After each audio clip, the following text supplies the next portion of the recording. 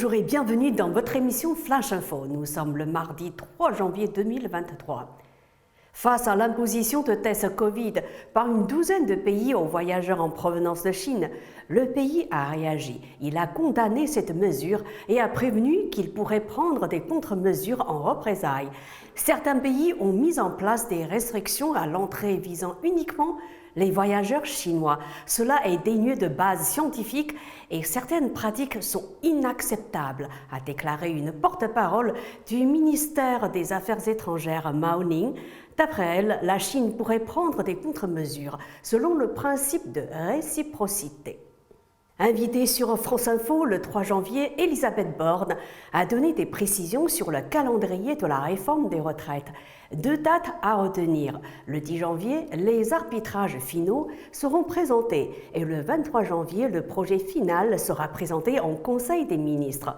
On souhaite une entrée en vigueur à la fin de l'été, a par ailleurs confirmé la Première ministre. Elle a indiqué que le débat à l'Assemblée nationale commencerait début février pour un vote avant la fin du premier trimestre. Selon Bloomberg, le milliardaire Elon Musk a vu sa fortune tomber à 137 milliards de dollars fin 2022. Un an auparavant, son capital était jaugé à 340 milliards de dollars, soit une baisse de 203 milliards. Son ancienne fortune faisait de lui le premier ou le deuxième homme le plus riche du monde en concurrence régulière avec Jeff Bezos, le patron d'Amazon. Face à ces pertes, le bon vieux marché du luxe s'affiche comme une valeur sûre. Le patron du groupe LVMH, Bernard Arnault, a repris sa place d'homme le plus riche du monde avec 165 milliards de dollars de fortune. Grave situation sanitaire au Royaume-Uni. Plusieurs organisations de médecins ont alerté lundi 2 janvier sur la crise frappant les services d'urgence dans ce pays.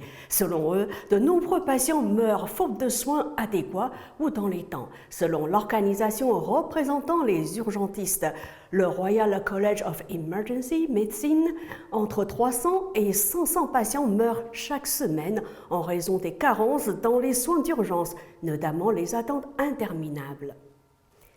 Le Parlement européen a annoncé lundi 2 janvier avoir lancé une procédure d'urgence à la suite d'une demande des autorités judiciaires belges.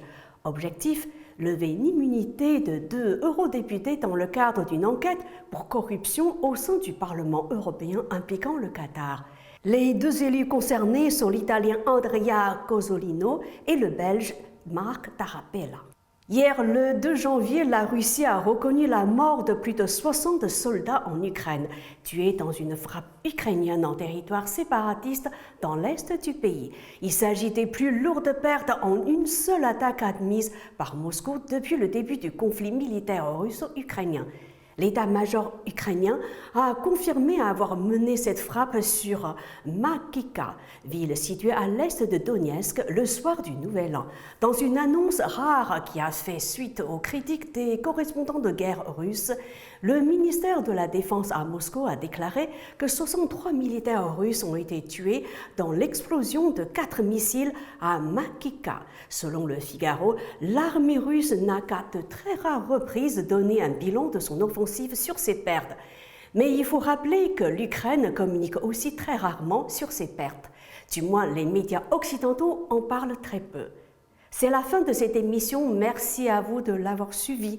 À très bientôt sur Mandarin TV.